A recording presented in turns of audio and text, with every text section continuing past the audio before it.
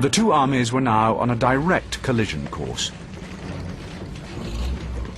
The Russians knew of the armor-led force bearing down on them and were ready to meet and destroy the threat. The Germans, however, were not aware of the strong enemy concentration of tanks that was facing them. The Russians had managed to place around 850 of their tanks in the surrounding area.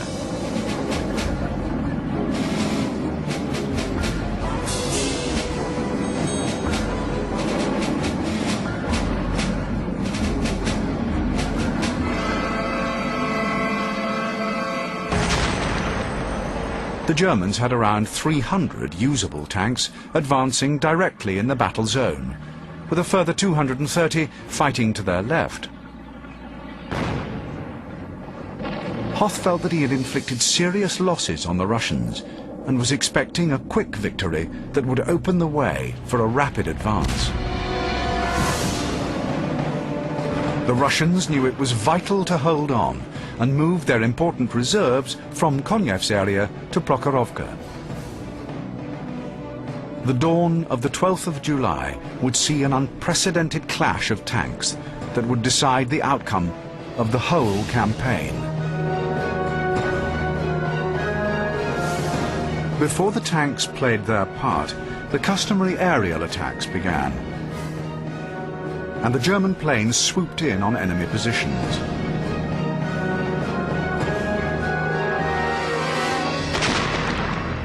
The next stage was an artillery attack, delivered by the Russians towards the German lines.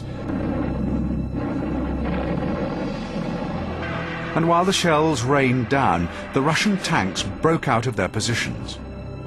This move coincided with the start of the German tank advance.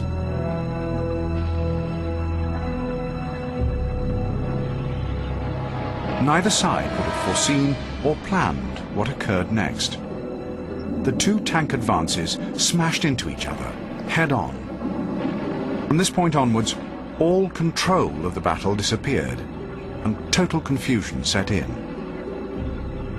The planes and artillery that would have usually joined in the battle were rendered impotent, as the close proximity of the machines and the swirling dust clouds made it impossible to tell friend or foe apart.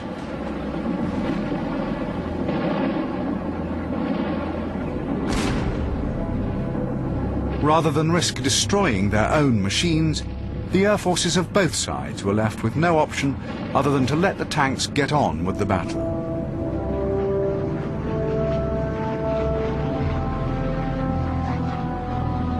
The German Tigers and Panthers could not make effective use of their long-range guns, and to their horror, they discovered that the Russian tanks were able to penetrate their armor at this short range.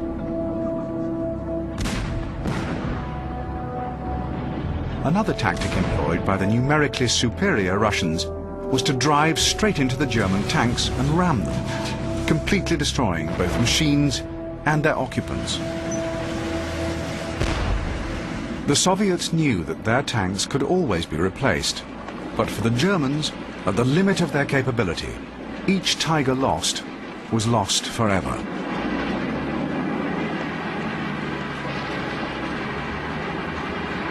As the Germans desperately sought a line of advance through the storm, the failure of Kemp's forces to reach the battle area was having deadly consequences for them.